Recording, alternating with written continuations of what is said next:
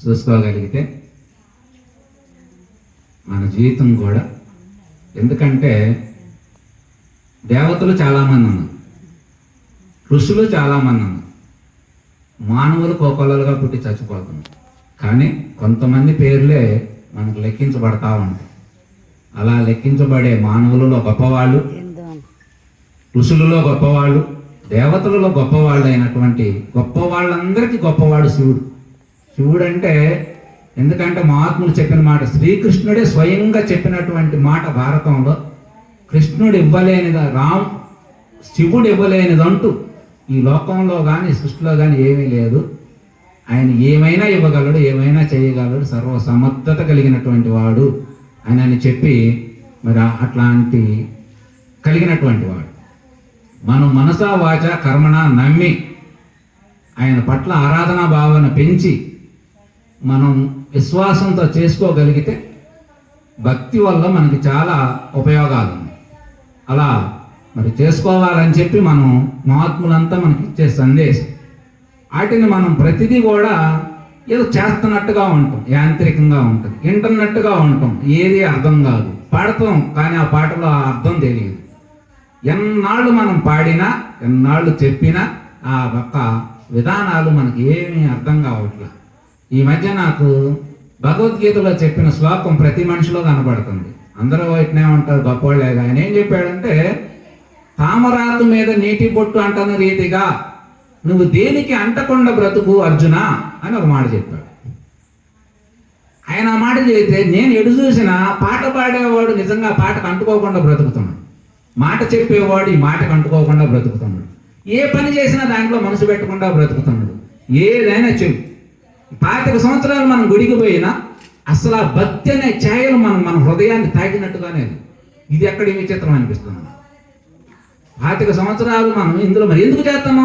ఇవాళ మన శ్రమ ఎంత, మన ఖర్చు ఎంత, అయినా మనల్ని అది తాకట్లేదు. దాన్ని మనం దాన్ని తరించట్లేదు. దాంట్లో ఇంతే అయిపోతుంది. ఎంతసేపు ప్రవచనాలు మనం ఎన్ని చదువుతూ ఉంటాం, ఎక్కడ చెప్పినా, కానీ దాన్ని ఎట్లా ఆస్వాదించాలో, ఎట్లా పాటలో ఉన్నటువంటి మాధుర్యాన్ని ఎట్లా అనుభవించాలో అవేమీ మనకి తెలియకుండా, ఆయన ఏమని చెప్పిండో మనకు అర్థం కాలేదు, కానీ మనం మాత్రం దేనికి అంటుకోకుండా బ్రతుకుతున్నాం అనిపిస్తుంది. కానీ ఆయన చెప్పిన ఉద్దేశం ఏమిటంటే, అన్నింట్లో పూర్ణంగా నీవు అనుభవించాలి. పాడు, పూర్ణంగా మునిగిపో. పాట అయిపోయిన తర్వాత ఈ పాటకి నాకేం సంబంధం లేదని బయటికి రావాలి. అది ఆయన చెప్పింది. కానీ మనం ఏం చేస్తున్నాం అంటే, ఎన్నాళ్ళు గుడికి పోయినా పోనట్టే, ఎన్నాళ్ళు పాట పాడినా పాడనట్టే, ఎన్నాళ్ళు మాటలు చెప్పినా చెప్పనట్టే. నా మీదే నాకు చాలాసార్లు, స్వామి నా యొక్క హృదయంలో నాకు రానటువంటి మంచి ఆలోచనలు లేవు, అన్ని గుట్టలు వస్తాను. నా ముఖం సహా నా నోటి అంటే ఎన్నో మంచి పదాలు పలికిస్తాను, అయినా నేను వాటిని ఒడిసి పట్టుకోలేకపోతున్నా, ఆచరించలేకపోతున్నా. ఏమిటి ఈ యొక్క లీల అని నేను ఆయన ఎప్పుడు ప్రశ్నిస్తూ ఉంటాను. అట్లా ప్రతి మనిషి కూడా మనం వెతికి పట్టుకోగలిగితే, చేసుకోగలిగితే, అది మనకి లోకంలో మంచి చెడులు అనేవి సహజంగా ఉంటున్నాయి. జ్ఞానికి మంచి చెడులు ఉండట్లా. కానీ జ్ఞానం ఏం చేస్తుందంటే, అసలు ఈ సృష్టి ఏమిటి, మనిషి ఎవరు, దేవుడు ఎవరు, ఇవన్నీ ఏమిటి, ఏంటి, చీకటి ఏమిటి, పగలేమిటి, రాత్రి ఏమిటి, ఆయన ఆ గోల్లోకి పోయినానికి ఈ మంచి చెడు పనిచేయరు. కనీసం మనం అక్కడికి పోకపోయినా ఈ లోకంలో ఉన్నటువంటి చెప్పిన మాటను చెప్పినట్టుగా అర్థం చేసుకునే మనసును కూడా సాధించలేకపోతాం. ఇది ఎక్కడ విచిత్రం అనిపిస్తుంది. మనం ఒక మాట చెబితే దాన్ని ఈయన చెప్పే ఉద్దేశాన్ని అర్థం చేసుకోవాలి. ముఖ్యంగా ఇప్పుడు మనం తల్లి పిల్లల మీద కోపపడుతుంది, బడికి పోవట్లేదని కొడతాం, ఏమైనా తప్పులు చేస్తే బాధపడతాం, తిడతాం, రకరకాలుగా చేస్తాం. కానీ తల్లి ఉద్దేశం ఏమిటి? పిల్లల్ని బాధ పెట్టాలని కాదు, పిల్లల్ని శపించాలని కాదు, వాళ్ళని ఇంకేదో చేద్దామని కాదు, వాళ్ళు బాగుపడాలి, వాళ్ళు ఇవాళ కొంచెం కష్టపడ్డారు, రేపు జీవితం మొత్తం సంతోషంగా బ్రతకాలిగా అనే దానికోసమే తల్లిదండ్రి ఆ రకంగా బాధపడేది. పిల్లల గురించి ఏమైనా ఉంటే దండించి ఖండించేది, అంతేగాని వాళ్ళని బాధ పెట్టాలని కాదు. అట్లా మరి చేయాల్సిన అవసరం ఉంటుంది. ఇట్లా మహాత్ములు అందరూ జీవితాలంతా ఆ యొక్క సత్యాన్వేషణలో, హృదయాన్వేషణలో, దైవాన్వేషణలో వారు నిమగ్నమయ్యి తన్ను తాను తెలుసుకొని ప్రపంచానికి తన గురించి సృష్టి గురించి రకరకాల వాళ్ళు మనకు రకరకాలు చెప్పి ఇట్లాంటి మనకు అర్థం కాదని చెప్పి ఇందా చెప్పుకున్నట్టు ఈ సృష్టి అంతా పాలించేటువంటి దైవానికి గుర్తే ఆ శివలింగం. శివలింగం ప్రపంచంలో ఆ యొక్క నిరాకార స్వరూపానికి ఏ రూపాన్ని ఎవరు పెట్టి పూజించింది లేదు. కానీ మన వాళ్ళు శివలింగాన్ని కనిపెట్టారు. శివలింగానికి ఏం రూపం ఉంటుంది చెప్పండి? ఓన్లీ ఒక బోడి ఆకారంలో ఉంటుంది. ఇక శివుడు రూపం పెడితే ఆయనకి అన్ని మనలాగా ఉన్నాడు కాబట్టి ఓ స్వామి మనలాగా మనకంటే ఎప్పుడో ముందు పుట్టి ఉంటాడేమో, ఆ విధంగా ఉండటం వల్ల ఆయన కూడా మనలాగే ఉన్నాడు అని మనం అనుకోవచ్చు. కానీ లింగానికి ఏమిటి అసలు గుర్తు ఏమిటి? కానీ లేదు.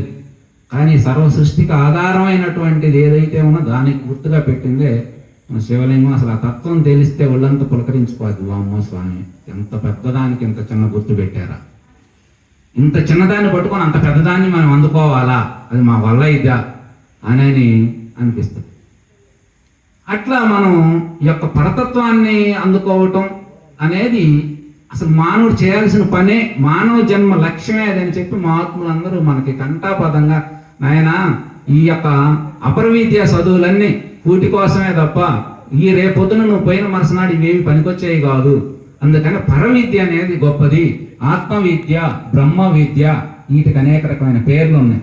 ఈ ఆధ్యాత్మిక విద్య అనేది ప్రతి మనిషి నేర్చుకోవాలి, దాని గురించి అన్వేషించాలి, దాన్ని తెలుసుకోవాలి. ఆ తెలుసుకోవటం కోసం ఈ దేవాలయాలు, గుడులు ఇవన్నీ ఏర్పాట్లు చేసి ఇవన్నీ తాత్కాలికంగా ఏంటంటే మనకు సంతోషాన్ని కలిగిస్తాయి. ఇప్పుడు మేము ఎక్కడికి వచ్చాం, చక్కగా మంచి పాటలు పాడుతున్నాం, ఆహ్లాదకరంగా ఆనందంగా ఉన్నాం, హాయిగా ఉంటాం. కానీ అది కాసేపే ఉంటుంది. ఇది ఎట్లుంటుందంటే మందు తాగినవాడు సామెత, మందు తాగేవాడికి సుఖం ఉంటుంది, అందులో సుఖం లేకపోతే ఎందుకు తాగుతాడు? వాడు హృదయం అంతా ఆనంద పరవశంగా ఉంటుంది. కానీ ఒక 3-4 గంటలు ఉంటుంది, తర్వాత దిగిపోద్ది, తర్వాత ఒళ్ళు నొప్పులు వస్తాయి, ఇంట్లో జేబులో డబ్బులు అయిపోతాయి, ఇంట్లో తిట్లు ఉంటాయి, బయటికి పోతే అప్పియదు. దానివల్ల ఎన్ని ప్రాబ్లమ్స్ ఉన్నాయి. అట్లాగే తను ఎప్పుడు ఆనందంగా ఉండటానికి ఏమిటి?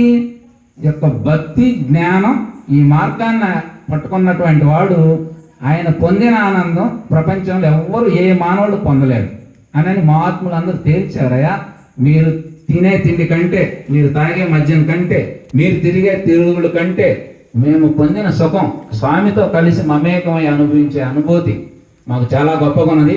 మేము కర్మబంధ రైతులుగా ఎప్పుడు కూడా అన్ని చేస్తున్నాం, కానీ దేనికి అంటకుండా జీవిస్తున్నాం అని చెప్పి మహాత్ములంతా ఆరోగ్యంగా ఉన్నారు, ఆయుష్ను పెంచుకున్నారు. వాళ్ళు చక్కగా జీవితాన్ని పరిపూర్ణంగా తరించాము అని చెప్పి మహాత్ములంతా మనకు తెలియజేశారు. ఇది మనకి పైన క్వాలిటీ. ఇక కిందకు సమాజంలోకి వచ్చేసరికి అనేక రకమైనటువంటి మంచి చెడులు ఇవన్నీ ఈ కిందకు వస్తే రకరకాలుగా నీ చెప్పలేనంత ఉన్నది.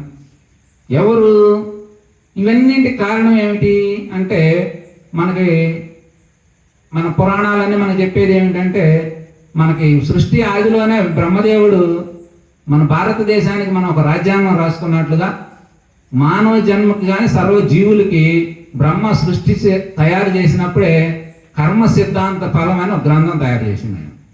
అంటే ఎవరు ఏ పని చేస్తే ఆ ఫలాలు వాళ్ళకే చెందుగాక. ఇప్పుడు మనం ఏమనుకుంటాం, మనకేమన్నా వస్తే లోపం, మనకి ఏదైనా బాధలు కలిగితే దీనికి ఎవరు పక్కోళ్ళలాగా మనం ఎదురు చూస్తూ ఉంటాం. పక్కోళ్ళు ఎవరు వస్తారు చెప్పండి? ఎవరూ రారు. ఈరోజు మనం చెప్తే ఆశ్చర్యంగా ఉంటుంది, వినటానికి ఇష్టపడడం, బాధపడతాం, నేను ఎందుకు కారణం అవుతా అని అంటాం. కానీ ఈరోజు అత్తకి అన్నం పెట్టకపోయినా కోడలు తప్పు కాదు, అత్తదే తప్పు అని శాస్త్రం చెబుతాం. నేను నిన్న ఒక ఆమెని ఈ భిక్షాటందుకు పోతా పలకరిద్దాము అని పోయా. ఆమె 6 సంతానం కన్నటువంటి మహాతల్లి. ఆమె ఎన్నో కష్ట నష్టాలు, ఒడిదుడుకులు, రకరకాలుగా జీవిత పర్యంతం ఎంతో కష్టాల్లోంచి జీవితాన్ని నెట్టకొచ్చినటువంటి ఆమె. పిల్లల్ని చక్కగా పెంచి పెద్ద చేశారు, వాళ్ళకున్నదంతా తలా కత్తించి బాగానే ఉన్నారు అందరూ. ఇవాళ ఆమెకి ఆరోగ్యం బాగలేకపోతే ఇడి మీద వాడి మీద ఇడి చెప్పుకొని ఉన్న పొలం ఏదో కొద్దిగుంటే ఎవడికో ఒకరికి నెట్టేసి ఎవడు పట్టకుండా హాయిగా ఉంటామన్నారు. ఆ కాడికి పోయి ఏం పెద్దమ్మా అంటే, ఏం చేస్తారో నిద్ర పట్టట్లేదు, ఇట్టుంది అట్టుంది అని మూలుగుతా ఉన్నది. పెద్దవాడికి చెబితే ఆరోగ్యం బాగలేదు, వాడు చూపించలేదు. 2వ వాడిని పిలిచి వాడు రాలేదు, 3వ వాడు ఎప్పుడు 10 రోజుల క్రితం చెబితే వాళ్ళు చూపించు అని చెబుతా ఉంది. ఇందా చెప్పుకుంటే మన పరతత్వం, ఇది లోకంలో జరిగేటువంటి థీరీ గురించి మనం ఇప్పుడు మళ్ళీ కిందకు వచ్చింది. ఈ యొక్క థియరీ వచ్చేసరికి ఇప్పుడు మనం ఏమనుకుంటాం, జనరల్గా పిల్లల్ని అనుకుంటాం, ఏమయ్యా పిల్లలు చూడొచ్చుగా, ఏం రోగం అయ్యేదని.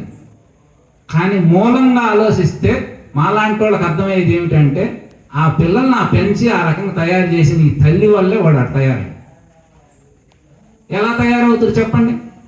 ఇలా పిల్లలు అట్లా కావటానికి కారణం తల్లిదండ్రులే. అట్లా తయారు చేసి వాళ్ళని చూడట్లేదంటే వాడు చూడలేడు, వాడికి నువ్వు అది నేర్పలు. అసలు మా వాడిని అమెరికా పంపించేటప్పుడే, అమ్మ నీకు నా గురించి తెలియదు, నేను పోయిన తర్వాత నువ్వు చాలా బాధపడతావు, నువ్వు బాధపడ్డా కూడా నేను ఓదార్చడానికి నేను రాను అని ఆమె క్లియర్గా చెప్పాడు. ఆమె అయితే మళ్ళీ నువ్వు బాగుండాలి అనుకున్నది ఆమె. ఇప్పుడు వాడు ఏం చదువుతాడు, ఏమైనా వచ్చింది అనుకో వాడు ఏం చేయలేడు, అయ్యో పాపం అంటుంది, వాడు ఏం చేస్తాడు, ఇక్కడికి వచ్చి రాడు. అందుకని వాడిని పంపించింది ఎవరు? నువ్వే. బాధ కలుగుతుందని చెప్పి ఏడిస్తే మరి వాడేం చేయాలా?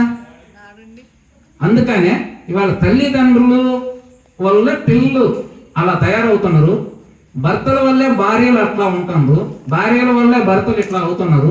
ఈ సృష్టి అంతా అడిదిప్పి పెడిదిప్పి చేసిన నీ వల్లే నువ్వు అవుతా ఉన్నావు తప్ప నీకు ఇంకొకటి కారణం కాదు అని చెప్పి కర్మ సిద్ధాంతం మన స్వచ్ఛంగా పరిశోధన చేసే ప్రతి ఒక్కరికి తెలిసేది అదే. ఇప్పుడు మనకి ఏదైనా ఏ ఇత్తనం నాటితే ఆ చెట్టే వస్తుంది, కొత్తది ఏమైనా వస్తుందా చెప్పండి? మర్రి చెట్టు నాటితే ఏమైనా యాప మొక్క వస్తుంది? అది క్లియర్గా మనకు కనపడుతూనే ఉన్నది. మర్రి చెట్టుకి ఆ చెట్టే వస్తుంది తప్ప ఇంకొకటి రాదు.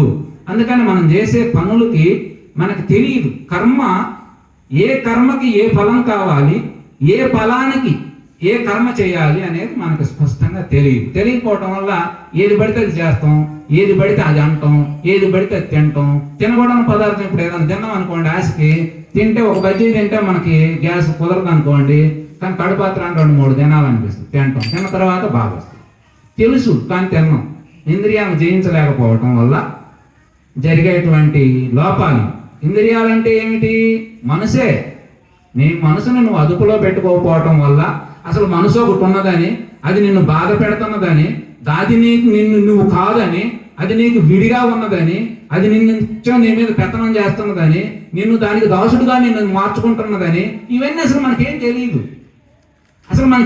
అందుకని మనకేం తెలియకపోవటం వల్లే ఇదంతా ఇట్లా ఈ యొక్క కర్మ సిద్ధాంతం అంతా కూడా మనం. అందుకే ఏమైనా జరిగితే, జ్ఞానికి ఏమన్నా జరిగితే ఆయన ఎప్పుడూ కూడా నేను కావాలనుకున్నట్టునే జరిగిందిగా అనుకుంటాడే తప్ప వద్దనుకుంటే ఆయన మార్చుకోగలరు.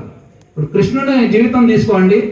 మానవ లోకంలో కృష్ణుడు ఎంత పరిపూర్ణంగా జీవించాడో మనం ఎన్నోసార్లు చెప్పుకున్నాం. భూమండలం మీద అన్ని కష్టాలలో జన్మించినటువంటి వాడు, అనేక రకమైన దుఃఖాలకు అవకాశం ఉన్నటువంటి వాడు, అన్నింటినీ అధిగమించి పూర్ణమైన ఆనందంతో జీవించినటువంటి వాడు శ్రీకృష్ణ భగవానుడు. కానీ ఆయన కళ్ళ ముందే ఎన్ని